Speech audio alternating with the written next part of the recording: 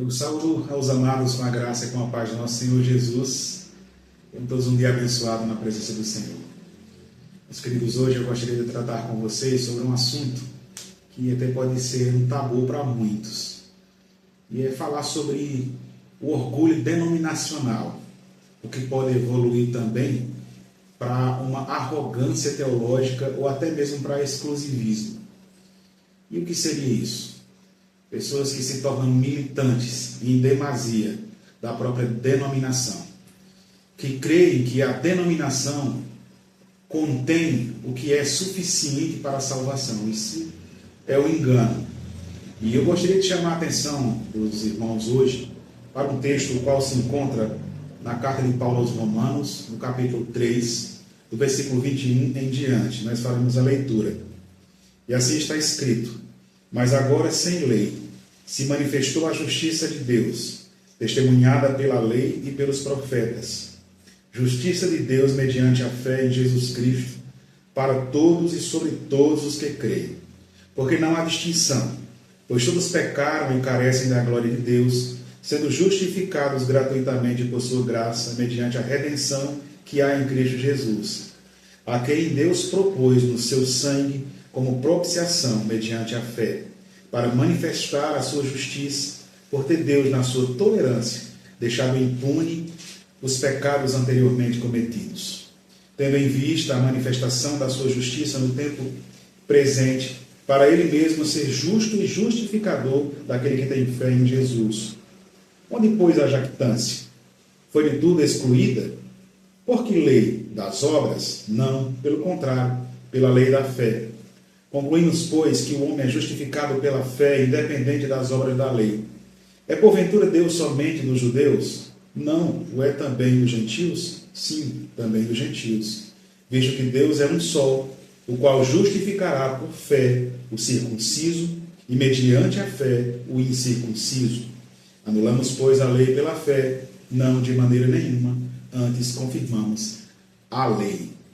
Esse texto, Paulo trata uma igreja dividida entre judeus e gentios, e com uma igreja que sofria influência dos judaizantes, que tentavam impor as suas práticas, as suas crenças, a sua própria cultura à igreja em formação. E Paulo traz aqui o modelo real e efetivo para a nossa salvação. Somos justificados unicamente pela graça mediante a fé em Cristo Jesus, o nosso Senhor. E não há distinção entre nós. O Senhor não veio a esta terra e deu o seu sangue em favor de uma denominação, de uma placa de igreja. Não. Ele veio aqui, deu o seu sangue para salvar um povo. E esse povo constitui a sua igreja, igreja invisível, formada por pessoas sinceras, que vivem em Cristo, que congregam sim em alguma igreja, que estão ali reunidos com seu grupo, com o qual desenvolveu afinidades e ligações pessoais e sociais. É importante congregarmos, dividirmos a vida, amar o próximo, mas de maneira nenhuma podemos atribuir às nossas obras, podemos atribuir a atuação de uma igreja em específico, e me refiro a denominações criadas aqui nesta terra por nós homens, mas devemos entender que a igreja de Deus, aquela pela qual Ele deu a sua vida, é algo muito maior, muito maior. Nós não somos salvos nem mesmo pelas nossas boas obras, elas são consequências da obra que já foi realizada por Cristo na cruz e que está sendo realizada em nós através do Espírito Santo. Não há espaço para orgulho, não há espaço para portarmos uma igreja que separe, que divida. Não há espaço para nos sentirmos melhor pela forma que a nossa igreja prega ou ensina, porque nós não somos salvos por isso. Nós somos salvos por Cristo, uma vida nele, em comunhão com Ele. E esta comunhão com Ele nos levará a uma transformação necessária, que nos preparará para sermos cidadãos do céu. Hoje nós encontramos muitas pessoas que passam por um momento de até arrogância teológica e se sentirem portadores de uma verdade maior. A verdade não pode ser apropriada por ninguém ou por qualquer igreja. A verdade é eterna e pertence ao Senhor, que é eterno. Quem conhece o servo é o seu Senhor. Há pessoas sinceras, espalhadas em vários lugares dessa terra, que mesmo não estando em uma igreja perfeita doutrinariamente, mesmo congregando com pessoas que também são imperfeitas em suas crenças, mas levam a sua vida fincada, vinculada à rocha eterna que é Cristo Jesus. Portanto, meus irmãos, o Senhor veio aqui para quebrar as barreiras de separação. O apóstolo Paulo, não só na carta de Romanos, mas em todas as outras suas cartas, ele fala justamente sobre unidade, sobre quebrar barreiras e não em edificá-las. Portanto, meus irmãos, amemos mais, respeitemos mais e entendamos que em todo lugar onde há o humano, onde há a carne, há imperfeições. Portanto, somos salvos unicamente, especificamente por Cristo, não por homens, não por denominações. Nós somos salvos por Cristo para vivermos na sua igreja invisível, o seu reino de luz, pois vivíamos antes nas trevas e fomos resgatados pelo seu poder, pela sua vontade, para o seu reino de luz. Quem aqui não conhece pessoas que, mesmo não conhecendo profundamente a doutrina, mesmo não tendo um vasto conhecimento teológico, mas a sua vida testemunha que de fato estão em Cristo? Pessoas que dedicam a sua vida a buscá-lo, a desenvolver relacionamento, a falar no seu nome com fé e amor e cuidado. Essas pessoas vivem na presença de Deus. As doutrinas, elas não nos salvam. Elas são necessárias para uma melhor vida, para uma melhor condução, para um melhor entendimento da revelação. Mas quem nos salva é o Senhor daquelas doutrinas e não elas mesmas em si. Portanto, meus amados, meus queridos, amemos mais. Eliminemos esta visão, este orgulho, essa ideia de exclusividade, pois o Senhor salva quem quer, quando quer e onde quer. Mas a palavra de Deus também nos diz que o Espírito Santo a nós seria enviado.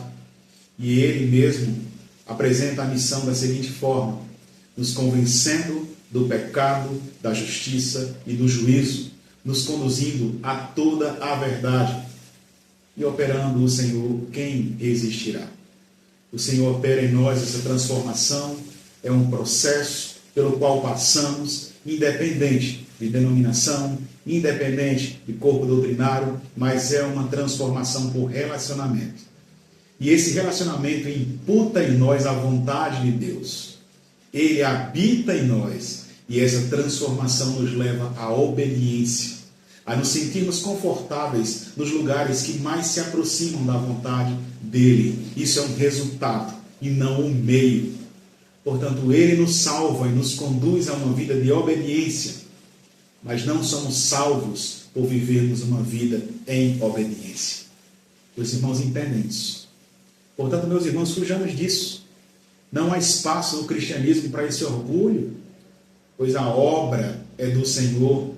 Quando nós olhamos para quem somos, pela inviabilidade das nossas forças em conseguir obedecê-lo, logo nós percebemos que sem Ele nada podemos fazer. Nos gloriemos em Cristo, nos gloriemos em apresentá-lo ao mundo por meio das nossas ações vivas, o nosso testemunho vivo, que não reflita a nós ou a nossa vontade ou qualquer orgulho humano, mas apresente a Cristo crucificado em nosso favor.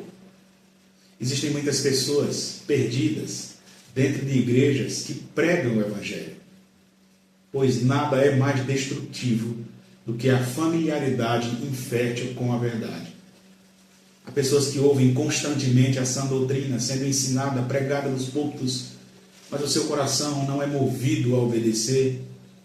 Ouvem, até são convencidos, mas jamais convertidos. Não há mudança de vida e não há um estado pior do que este: viver de forma familiar com as verdades, com a doutrina bíblica, mas não desenvolver fruto do Espírito.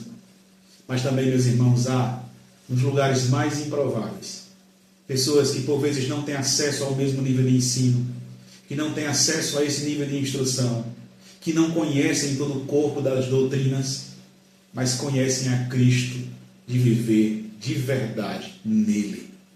Pessoas que entregam a sua vida ao Senhor, que reconhecem a sua ação nas suas vidas e vivem em função disso. Isso sim é pertencer a uma igreja invisível. Nós não podemos pensar que a beleza de Deus se apresenta na complexidade teológica. Sim, o Senhor se revela e o Senhor levanta homens para estudar e compreender o que foi revelado por meio do Espírito que ilumina as suas mentes. Mas o que é essencial é a pureza e a simplicidade do Evangelho, que salva, que dilui o orgulho humano, que nos leva a reconhecer quem somos, que gera em nós dependência de Cristo e reconhecemos que os méritos são unicamente deles. Não ao orgulho, não à arrogância teológica e não ao exclusivismo. Que Deus nos abençoe, nos ilumine e nos dê forças para seguirmos rumo ao alvo, sem desprezar qualquer servo, pois somente o Senhor conhece este servo. Que Deus nos abençoe e nos guarde para isso, em nome de Jesus.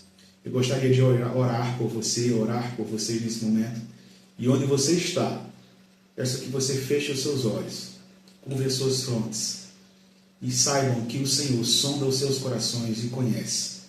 Que possamos abrir os nossos corações em sinceridade nesse momento diante do Senhor.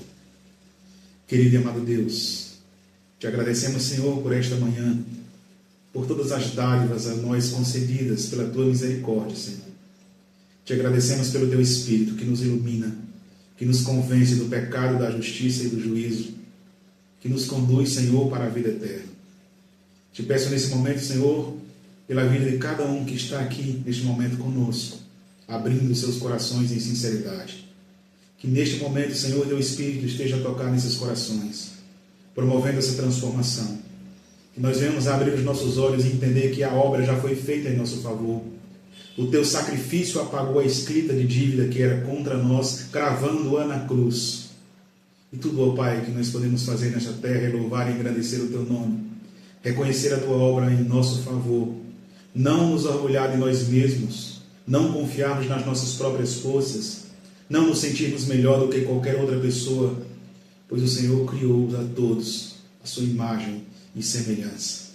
E aqueles, ó Pai, que são tocados pelo teu Santo Espírito, são os que são transformados e reconhecem que nada são sem a tua presença. Tudo isso, ó Pai, nós te agradecemos e nós te pedimos, em nome santo e poderoso de Jesus. Amém. Que o Senhor os abençoe e os guarde.